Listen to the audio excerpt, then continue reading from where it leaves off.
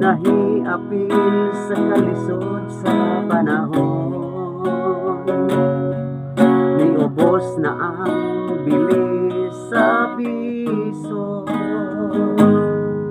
Di ba ka nahiapil pod ang dogma mo?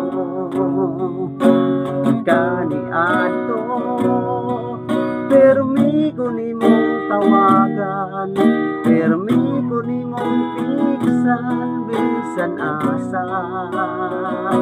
Karon nga dili na giningaw na ko nimo, permiti kang